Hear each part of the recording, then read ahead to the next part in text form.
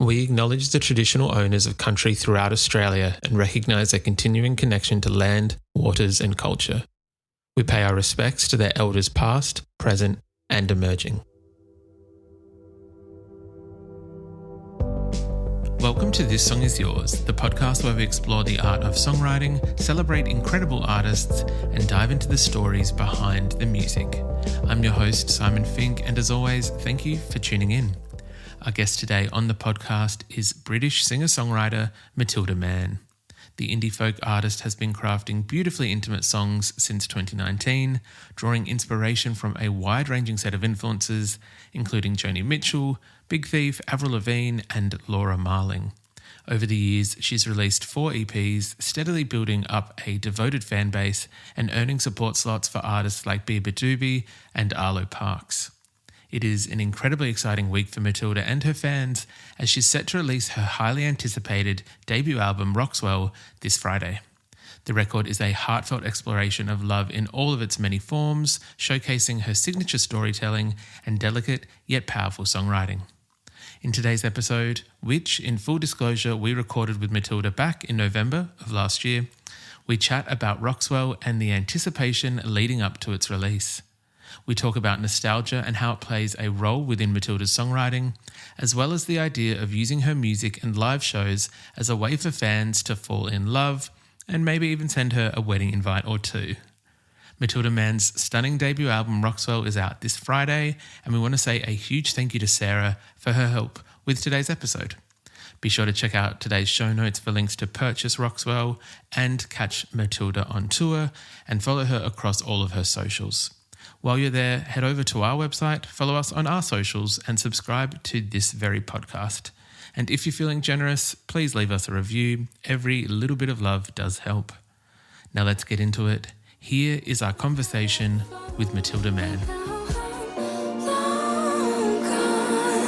What will it take for you to see that I was always gonna leave? I know you want this to be fun, but it isn't me. Please welcome to This Song Is Yours, Matilda Mann. Hello, how are you? Hi, I'm good. How are you?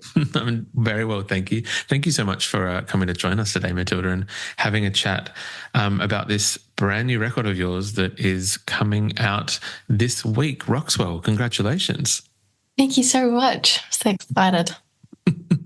It is the highly anticipated debut record from yourself. Firstly, it is a stunning record, so congrats on that. How are you feeling with these songs finally being put out into the world for people to enjoy? Quite terrifying, I guess. I hate the idea of something being finished. And I can't change anything about it, so that's quite scary. But I'm really proud of all of the songs and everything around it. So, and I think I took a lot of chances and pushed myself. But yeah, I hope people like it. I really like it, so I don't know. Personally, I think, what did you say at the start? I think you should be very proud of it. It is a stunning record. And I think that there's no doubt people are going to love this record. Sonically, it's gorgeous. Lyrically, you've done very well, which I want to touch on in a little bit as well. I'm curious to begin with. I know that there's been, I believe, 4 EPs previously that you've got under your belt. So this is the first kind of full-length record. Was there any expectations from yourself going into this? I know that sometimes people do put, that added pressure of the difference of a debut, and I don't want to play into that at all today, but I guess for you going into it was there any expectations that you put on you as a songwriter when you thought, yes, this is going to be the debut record? I definitely put some sort of pressure on it being an album because I think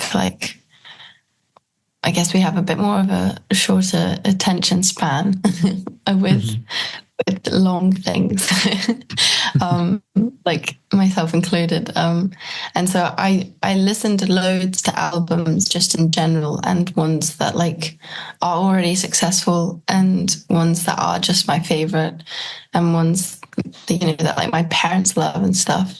And I think I wanted to just figure out what makes an album really good, the whole way through.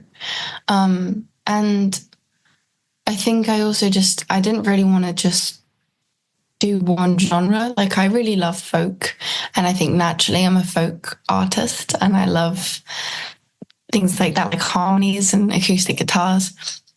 But I also really love indie music, and like I love choral music as well. So I kind of wanted to include as much different kinds of versions of me in the album as possible, I guess. So I don't know, it was kind of just a really fun 45 minutes of everything I want to do.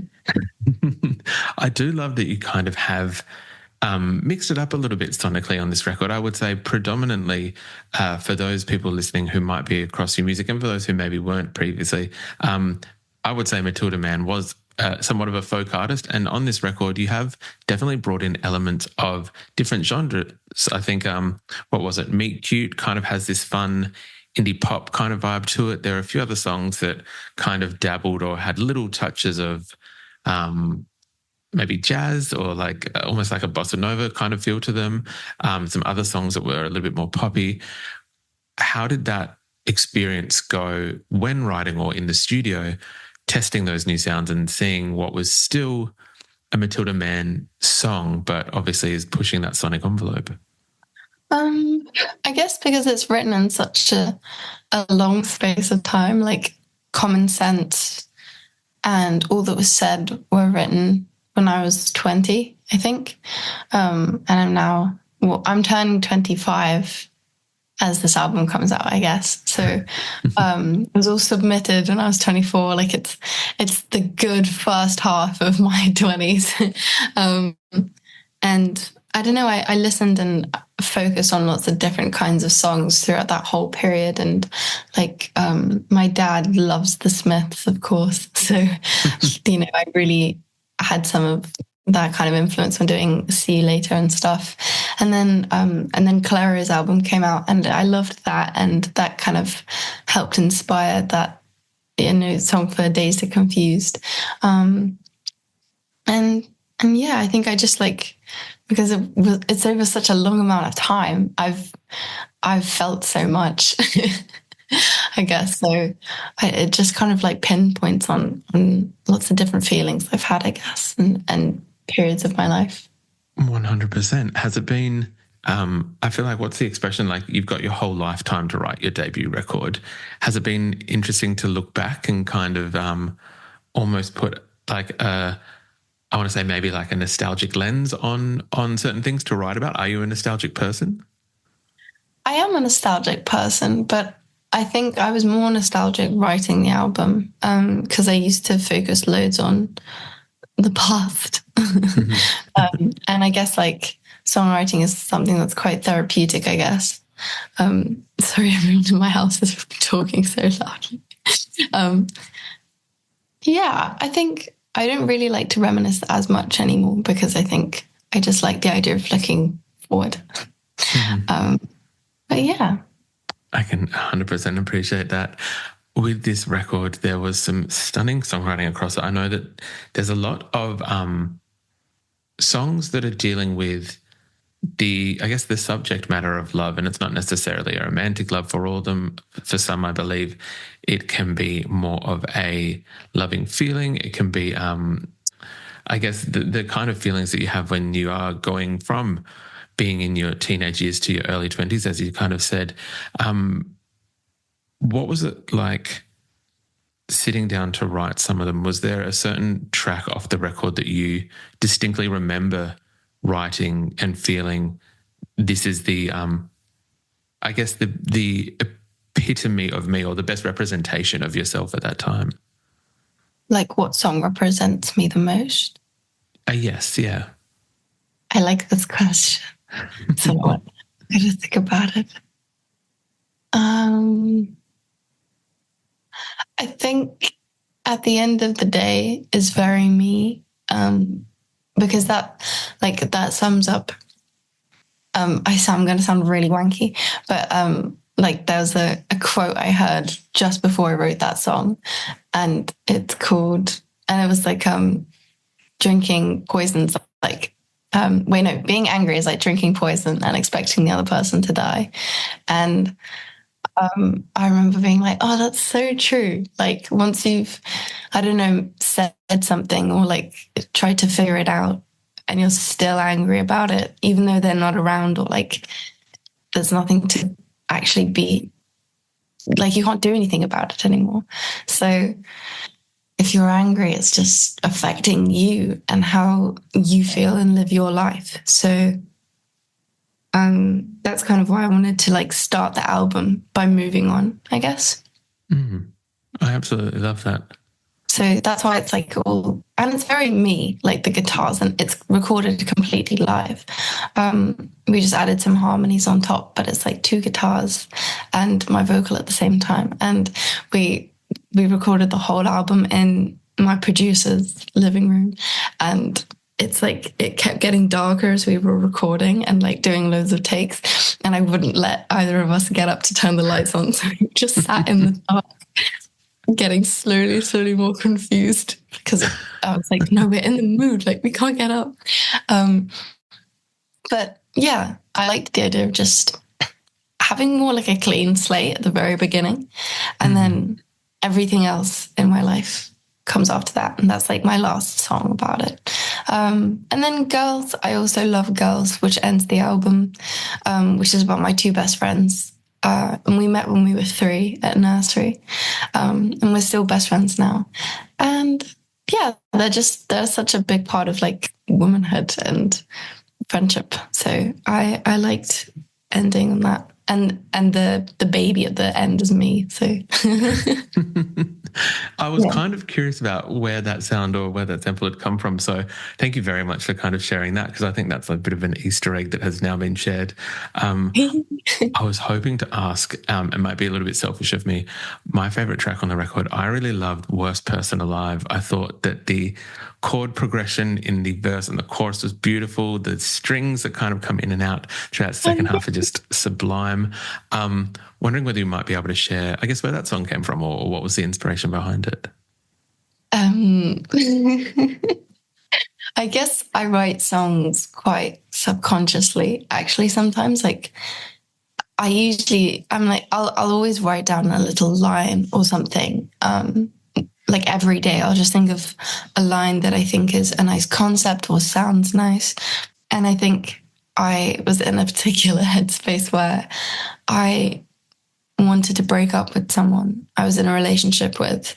And it wasn't, I think it was subconscious because there was nothing I could point at and be like, oh, you've cheated on me, or like, oh, this like terrible thing happened. It was more just like, I think we had met the end of our relationship and like neither of us really wanted to say it. So Worst Person Alive is more just like, I just felt really guilty. I wasn't really sure why. And I think it, in hindsight, I look back and I was like, oh my God, I just wanted to end something. And I just felt really bad about it. I felt like the worst person. Because it does suck. Like having to break up with someone sucks because you just, you never know sometimes you're like, oh, I don't know if I've made the right choice. And you're also then like hurting someone you care about, and, you're going to change 2 people's lives like quite drastically. So, yeah, it's like someone has to kind of say it. So, yeah. Look, I very much appreciate you sharing that with us, because it is a difficult thing, especially as you said, when it's not due to any big reason other than running its course. I think it can be a difficult thing to kind of process and address. And so I very much appreciate you sharing with us how that song kind of came to be. I would be curious to know how you got your start songwriting. Do you remember what originally attracted you to the art of songwriting and writing lyrics? Yeah, my dad's a producer for TV adverts, and when I was little, he'd show me, like he always showed me everything he was working on because like I thought it was really fascinating. And then he'd show me like the car advert that he'd just done where it's like going up a hill in New Zealand, and it was just the image. And he was like, some people will write a song for this, so like they'll write the music that goes with adverts and like is played along things. And I remember being like, I want to do that. So I like wrote a song about a cargo of a hill, which was rubbish. But I was like 7, so but I think I wrote my first song when I was about 10, and I had just learnt the word decade, so I put that word in that song like 7 times or something. But I think I don't know, I've always really enjoyed lyrics and how they work with melodies, I guess. I don't know, it's always been the only thing I've really enjoyed doing that, like, I feel like I'm somewhat okay at. So, yeah. And not simply saying this because we're chatting, I think that you're more than okay at it. It seems to be something that you do very well across the discography that we have from you so far. Curious whether there has been a crossover or maybe a collaboration between you and your dad. Now that you are making music, he's got the avenue to make adverts. Has there been discussion of a possible collab? Well, he's lovingly retired now. So I think like I'd love to write to movies. That's, I think, my favorite, like one of my biggest dreams is to, I think if I didn't do being an artist, I'd still do something in music. And I think I'd love to be like a music supervisor who does the playlisting and the music for movies and TV shows and stuff. Because I love movies and film, and I think the combination of like the visuals and the acting going with music is one of the most, like, I don't know, powerful things. It does so much to everyone, really, in the right song. 100%. We've spoken to a few artists who either have, for the current album that we're talking to them about, or I guess previously either directed or had some, I guess, creative direction involved in their project as well. Is that something that you kind of see with your songs and when you're writing music? Like when you have possibly some of the singles, can you also envision maybe what the imagery or the music videos might look like when it comes to what is happening with those songs at the same time? Yeah, sometimes I have like a very particular vision, but it's usually like a nugget of information. Like, I think the only song I've ever seen the whole way through is one of my songs from my last EP called "You Look Like You Can't Swim," and I directed that one, which is really fun with like a really good team.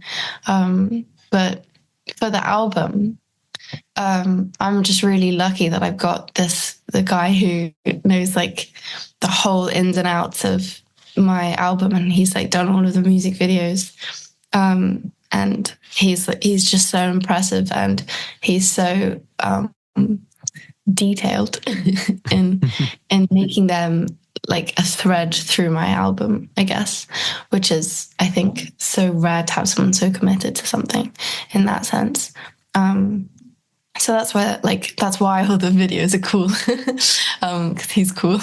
So, but I love music videos, and I'm very excited for everyone to see the one for "See You Later," because I think that one's going to be amazing. But yeah, I love like thinking of visuals as I write stuff, but yeah, I guess sometimes they just come hand in hand. Sometimes they're just a song.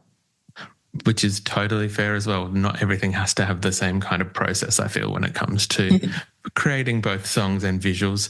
I'm curious for, I guess, the live aspect of this album. I know that, full disclosure to the listeners of this podcast, that we might be chatting maybe a little bit before the album is coming out. It might be somewhere in November. Wondering for you, translating this album into a live setting, is there a song off the record you're looking forward to either debuting live or playing live, and whether the arrangements are changing for some of these songs or how you're going to recreate them on stage? I think I'm so excited to play them live. Like, I don't know, headline shows really terrify me, like, so much. I love being a support act because the pressure's off, you know, like people aren't there to necessarily see you, like they're there to see the main artist. So I always take great comfort in that. I'm always like, it's fine if I'm not good. They didn't come to see me. And I don't know, the idea of trying to sell things out and give people a good show is terrifying to me. Like I really want to do it, but just the idea of it is so scary. I think I just like can't really fathom that like that many people want to come and see stuff live. They haven't seen me live though. But I think it will be so fun, and I've got like an amazing band who's so good, and I think there's loads of songs on the album that are just going to be so fun to play live. Like I love playing Say It Back live. I think Autopilot will be really fun as well, actually, which is another song that we wrote and recorded when I was like 20. So that's been in the vaults for so long. I think it will be so fun to play. Also, I think, you know, like my dreams also to have some strings. So maybe I'll chuck some strings in at some of the shows. That would be very fun. I also am going to set people up at my shows. Oh, okay. Can we ask how, or I don't want to spoil any surprises for people, so are we allowed to talk about it? Or it's good. I haven't done it before, so we're going to see how it goes. But basically, I think like meeting someone is so hard in this day and age, and people really hate dating apps. But then it's also scary to approach strangers. So because I have a song called Meet Cute, I decided that I'm going to be the meet cute for some people. So I'm going to set my audience up. And I'm going to get like a little box near the merch stand where people can like fill out a form that's like just their name, age, their gender, or like how they, the gender that they are interested in, a little bit about them and their age. So, you know, like just a general information so that I don't set up like a 45-year-old man with like an 18-year-old girl who's like, smart. What the fuck? Yeah. So just to get like a gist so that it somewhat works, you know. And then if there's any matches before I go on, I'm gonna like shuffle through them all, and then I'm gonna like call out and be like, Jennifer, blah blah blah, she's gonna be me. And then and I'll be like, Lucy, blah blah blah, and she'll be like, me. And I'll be like, you two are gonna meet at the meet cute point, and like there'll be a sign like after the show. Absolutely love that. I'm so excited to see the results of how that plays out, and obviously in maybe 5 to 6 years' time, the volume of weddings, things like that are going to kind of have Matilda Mann thanked in their speech. I just want to go to a wedding, honestly. I love weddings, so it's just all selfish. But like it might not work. Like people might not want to be set up, or they might be shy. But I also just think like at gigs, people usually have people who have a similar taste in music are a similar type of person. So I'm hoping that it will work somewhere, but it will just be funny. So why not? I have no doubt about the success rate. And as you said, I think it's very true. People love to have a mutual love of something. And if that is music, and if it's the music of Matilda Mann, then you've already set them up with that first part. So how can it not work? Right? Yeah. Might be a little bit trying to manifest these things. I know that there's some dates at the end of 2024, and when this episode is going to come out, I'm sure that there are some headline dates announced for Europe and the UK. Curious whether at any point next year you might be coming down to Australia, coming down to visit us in support of the record. I'd love to. I've never been to Australia. I really, really want to go. But I don't have any money to go to Australia yet. So, because I think I don't know, I guess some people don't realize that you just lose loads of money when you tour.